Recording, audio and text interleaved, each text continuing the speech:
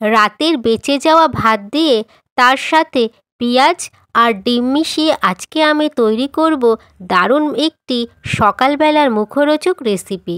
নমস্কার বন্ধুরা, নতুন আর একটা রেসিপিতে সকল বন্ধুদের স্বাগত। হ্যাঁ বন্ধুরা, রাতের খাওয়া ভাত যদি বেঁচে যায় আর সেই ভাত দিয়েই আজকের এই দারুণ একটি মুখরোচক রেসিপি তৈরি করে নেবেন। এছাড়া ভিডিওটি স্কিপ না করে পুরো ভিডিওটি দেখার অনুরোধ রইল। তাহলে বন্ধুরা, এখন আমি মূল রেসিপিটি শুরু করছি। রেসিপির শুরুতে সবার প্রথমে ওভেনে একটি ফ্রাইং প্যান বসিয়ে দিয়েছি, আর তার মধ্যে আমি প্রথমে দিচ্ছি 1 টেবিল স্পুন সর্ষের তেল। তেলটা যখন গরম হয়ে আসবে তখন ওর মধ্যে আমি ফোড়নের জন্য দিলাম 1/2 চামচ কালো জিরা, আর দিচ্ছি একটা শুকনো লঙ্কা। ফোড়নটা আমি কয়েক সেকেন্ড সময় নিয়ে একটু ভেজে নেব।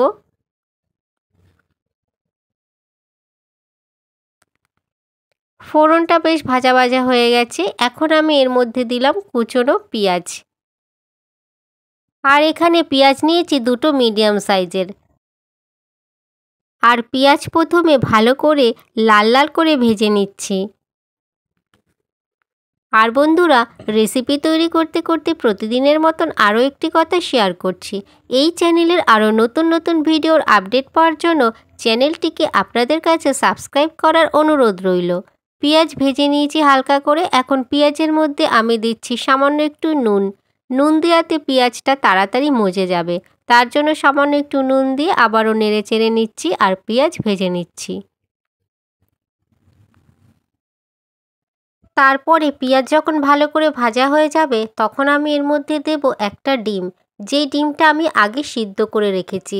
আর সেই সিদ্ধ ডিমটা একদম ছোট ছোট টুকরো করেও কেটে নিয়েছি। আর সেই ডিমের টুকরোগুলো পেঁয়াজ ভাজার মধ্যে দিয়ে দিয়েছি।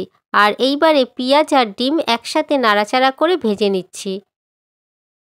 মাত্র 2 মিনিট সময় নিয়ে এইভাবে ডিম আর পেঁয়াজ আরও একবার একসাথে ভেজে নিচ্ছি।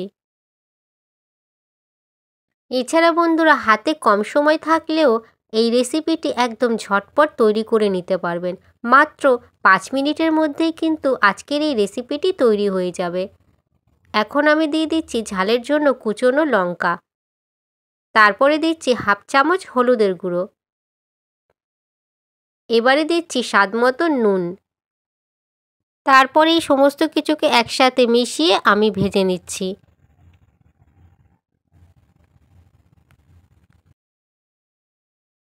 একদম অল্প তেলে আর অল্প মশলায় দারুণ একটি রেসিপি।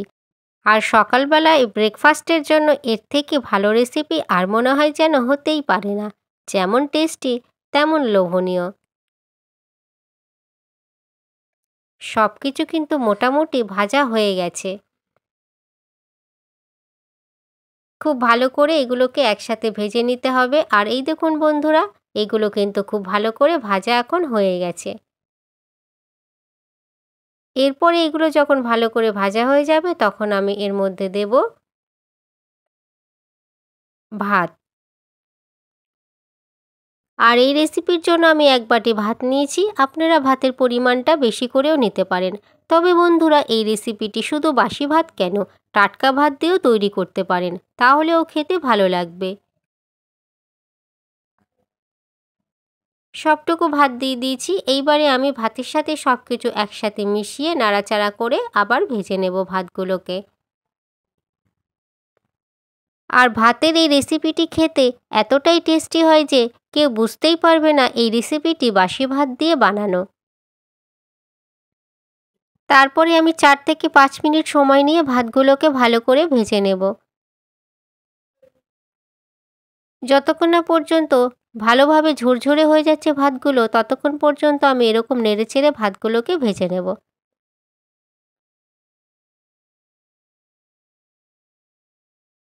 আর এবারে সব কিছু দিয়ে একসাথে ভাত খুব ভালো করে ভাজাও হয়ে গেছে আর বেশ ঝরঝরেও হয়ে গেছে। এর থেকে আর বেশি ভাজবো না, তাহলে ভাতগুলো হয়তো শক্ত শক্ত হয়ে যাবে, তখন খেতে অতটা ভালো লাগবে না। যখন ঝুরঝুরে হয়ে আসবে তখনই ভাত আমি নামিয়ে দেব। দারুণ একটি রেসিপি, দেখতেও লোভনীয়, খেতেও টেস্টি। গরম গরম পরিবেশন করবেন, খেতে দারুণ লাগবে। এইবারে আমি একটা প্লেটের মধ্যে নামিয়ে নিচ্ছি। আমি একটা প্লেটের মধ্যে নামাচ্ছি, তারপরে গরম গরম পরিবেশন করব। আর বন্ধুরা, আজকের এই রেসিপি যদি আপনাদের ভালো লাগে ভিডিওটিকে অবশ্যই লাইক করবেন, কেমন হয়েছে সেই বিষয়ে কমেন্ট করে জানিয়ে দেবেন। আর আপনারা অবশ্যই ভালো থাকবেন, সুস্থ থাকবেন। এছাড়া ভিডিওটিকে প্রথম থেকে শেষ পর্যন্ত দেখার জন্য আপনাদের সবাইকে অসংখ্য ধন্যবাদ জানাই।